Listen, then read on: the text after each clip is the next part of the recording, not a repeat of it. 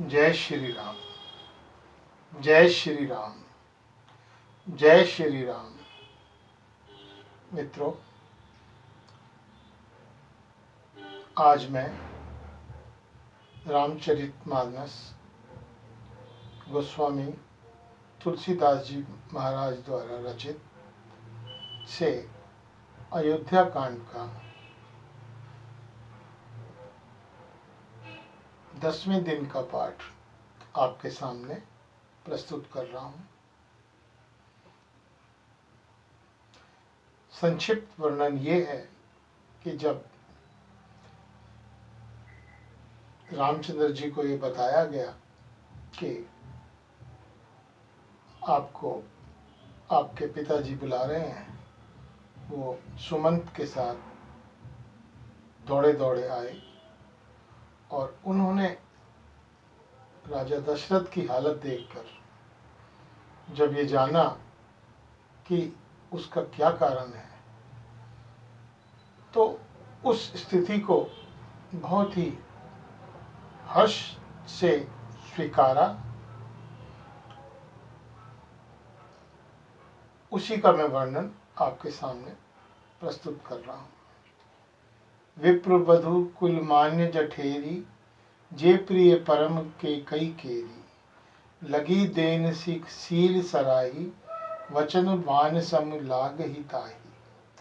ब्राह्मणों की स्त्रियां, कुल की माननीय बड़ी बूढ़ी और जो केकई की परम प्रिय थी, वे उसके शील की सराहना करके उसे सीख देने लगी, पर उसको उनके वचन बाण के समान लगते हैं। वे कहती हैं, तुम तो सदा कहा करती थी कि श्री रामचंद्र के समान मुझको भरत भी प्यारे नहीं। इस बात को सारा जगत जानता है।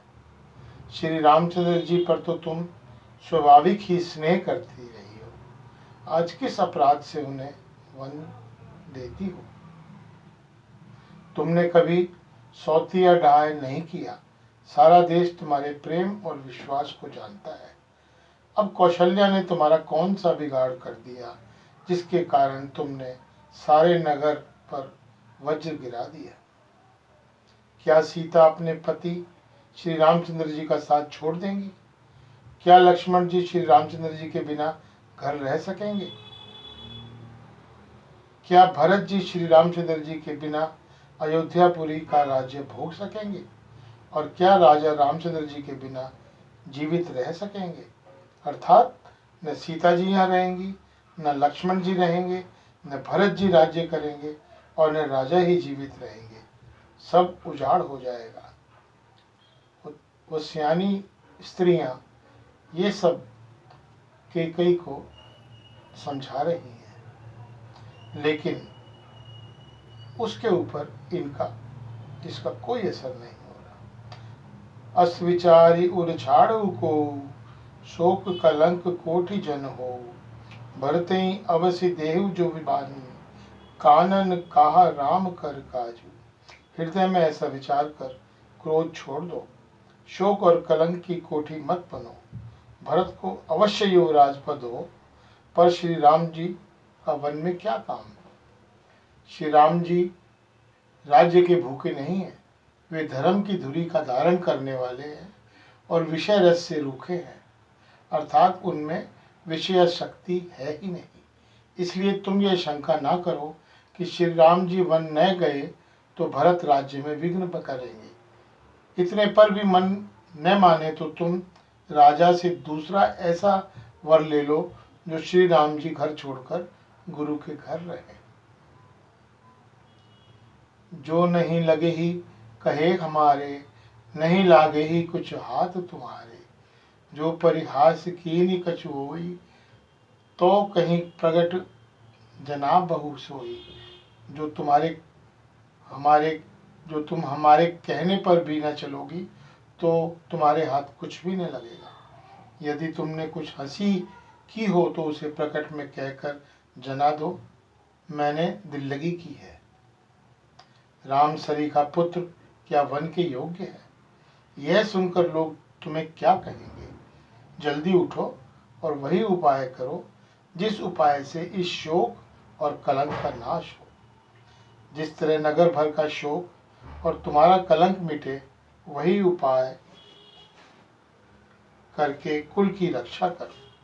वन जाते हुए श्री राम को हट करके लौटा ले, दूसरी कोई बात न चला। तुलसीदास जी कहते हैं, जैसे सूर्य के बिना दिन, प्राण के बिना शरीर और चंद्रमा के बिना रात निर्जीव तथा शोभाहीन हो जाती है, वैसे ही श्री रामचंद्र जी के बिना अयोध्या हो जाएगी। हे भामिनी, तू अपने हृदय में इस बात को समझ के विचार करके तो देख तो सही। इस प्रकार सखियों ने ऐसी सीख दी जो सुनने में मीठी और परिणाम में हितकारी थी, पर कुटिला कुबरी की सिखाई पढ़ाई हुई केकई ने इस पर जरा भी कान नहीं दिया। केकई कोई उत्तर नहीं देती, बस दुस्साह क्रोध के मारे बेमुरव्वत हो रही है। ऐसे देखती है मानो भूखी भागिन हरनियों को देख रही हो। तब सखियों ने रोग को असाध्य समझकर उसे छोड़ दिया।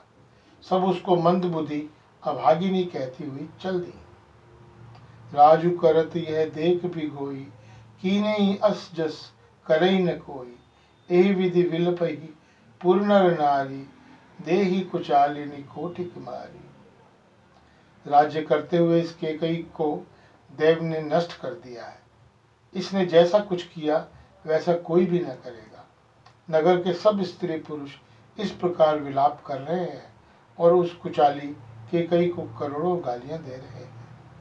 लोग विषमत ज्वर मतलब अर्थात भयानक दुख की आग में जल रहे हैं। लंबी सांसें लेते हुए वे कहते हैं, श्री राम के बिना जीने का कोई आशा नहीं है।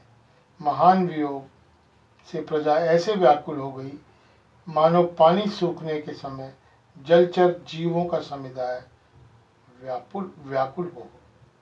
अर्थात जब पानी सूखता है तो जो उसमें मछलियां होती हैं वो बहुत ही विचलित होती हैं। वही स्थिति जो है इस समय लोगों की अयोध्या में हो रही है। सभी पुरुष और स्त्रियां अत्यंत विषाद के वश हो रहे हैं। स्वामी रामचंद्र जी की माता कौशल्या के पास गए। उनका मुख प्रसन्न है और चित्त में चौगुना उत्साह है। यह सोच मिट गया है कि राजा कहीं रख न ले। श्री राम जी राज तिलक की बात सुनकर विषाद हुआ था कि सब भाइयों को छोड़कर बड़े भाई मुझको ही राज तिलक क्यों होता है। अब माता केकई की आज्ञा और पिता की मौन सम्मति पाकर वह सोच मिट गया है।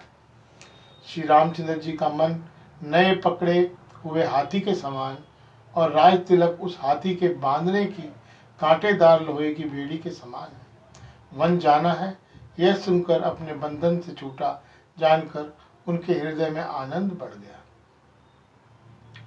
रघुकुल तिलक जोरी दोहु हाया, मुदित मातु पद नायन माया। दी नहीं असीस लाई उर लीले, भूषण वसन निछावरी कीने। रघुकुल तिलक श्री रामचंद्र जी ने दोनों हाथ जोड़कर आनंद के साथ माता के चरणों में सिर नवाया। माता ने आशीर्वाद दिया, अपने हृदय से लगा लिया, उन पर गहने और कपड़े नौछावर किए। माता बार बार श्री रामचंद्र जी का मुख चूम रही है। नेत्रों में प्रेम का जल भर गया है और सब अंग पुलकित हो गए हैं। श्री राम को अपनी गोद में बैठाकर फिर हृदय से लगा लिया। सुंदर स्तन दूध बहाने लगे।